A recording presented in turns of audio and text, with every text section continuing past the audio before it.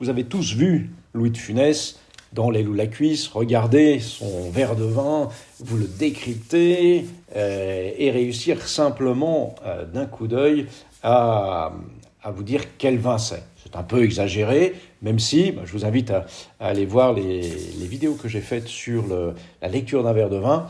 On est proche de la réalité. C'est juste un peu exagéré parce que la seule lecture du verre ne suffit pas. Il faut aussi pouvoir le reconnaître aux arômes, parce que les arômes vont nous parler du cépage, et le cépage va nous parler d'une bouteille.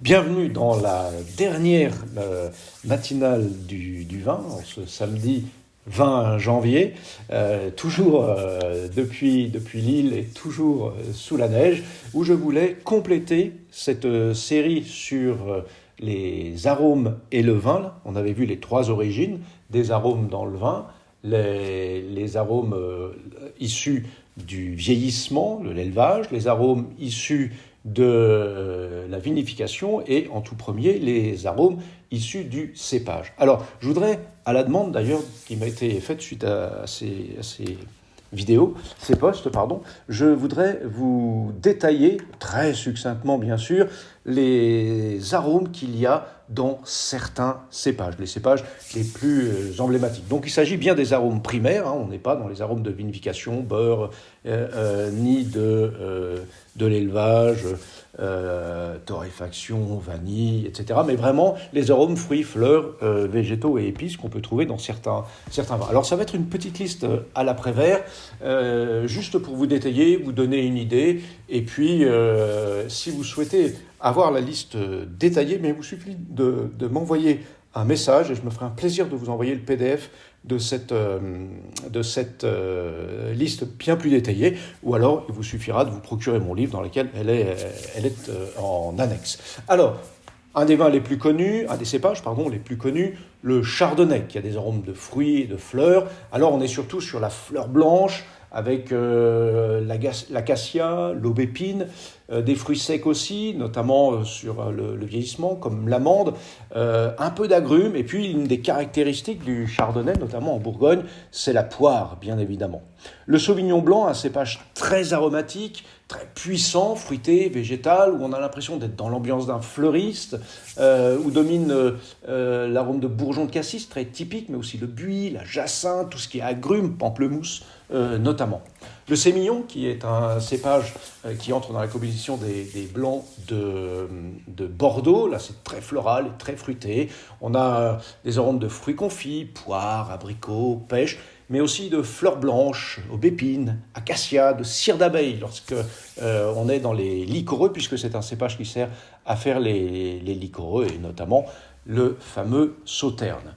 Le chenin, qui est un cépage caractéristique de la Loire, on est là aussi fruits et fleurs, fleurs douces, acacia, tilleul, aubépine aussi, mais la dominante du chenin, c'est le coing et la pomme. Alors on pourrait aussi s'arrêter sur le Riesling, avec une dominante de grains de coriandre, de citronnelle, d'agrumes, de pommes, de fleurs blanches douces, d'acacia. Et puis à l'évolution, c'est-à-dire à l'âge, on trouve des notes minérales, pétrolées, qui est assez caractéristique de ça. Le Gewürztraminer, qui en allemand d'ailleurs veut dire l'épicé. Alors on a des fruits et des fleurs puissantes, une impression d'un bouquet de fleurs. On a de la violette, on a de la rose, on a de l'iris. Le fruit dominant, c'est le litchi, très clairement, et forcément des épices. Le Vionnier, ce vin caractéristique de Côtes-du-Rhône et bien entendu du Condrieu, là on a un floral puissant, violette, iris, des fruits à noyaux, l'abricot, et puis du végétal, de l'anis également.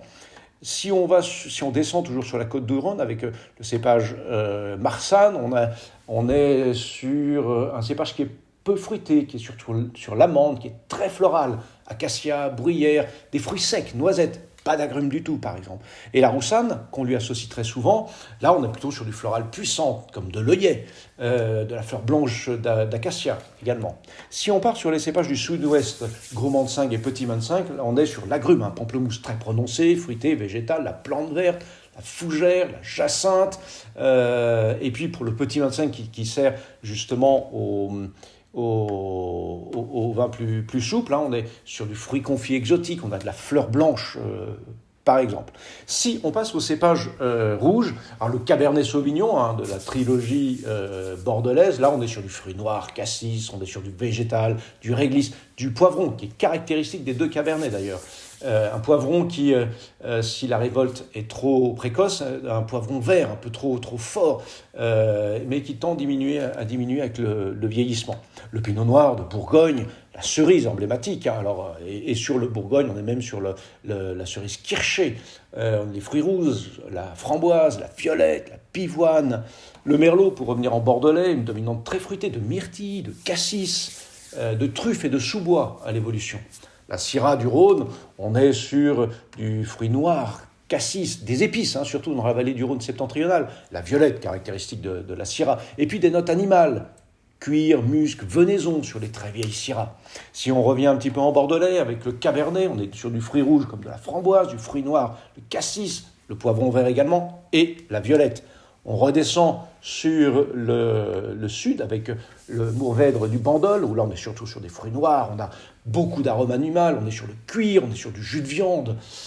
Si on remonte un petit peu sur la vallée du Rhône et puis sur le Languedoc, on va voir le grenache, fruits rouges et noirs de nature confiturée, et puis des épices, notamment dans la vallée du Rhône méridionale, la réglisse, par exemple.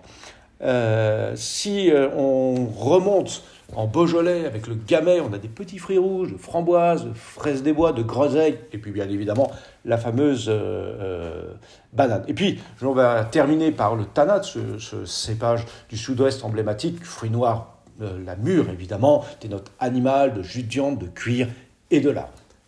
Je n'ai pas été exhaustif, hein, il y a des centaines de cépages, ce sont les plus connus. J'aurais pu ajouter le Malbec, peut-être cépage du Cahors, avec un fruit noir, une fleur puissante, hein, la violette, le Malbec aussi, des notes animales, de prunes et de pruneaux. Voilà, j'espère vous avoir mis le vin à la bouche. Encore une fois, si vous souhaitez avoir le détail et plus de cépages, n'hésitez pas à m'envoyer un message et je vous enverrai le PDF de la liste correspondance cépages et arômes. Et puis vous pouvez trouver tout cela également dans mon livre qui est sorti ces jours-ci, réédité ces jours-ci, Le vin à la bouche, dans lequel je développe tous ces aspects et je donne la liste de ça et je vous mets le lien en commentaire.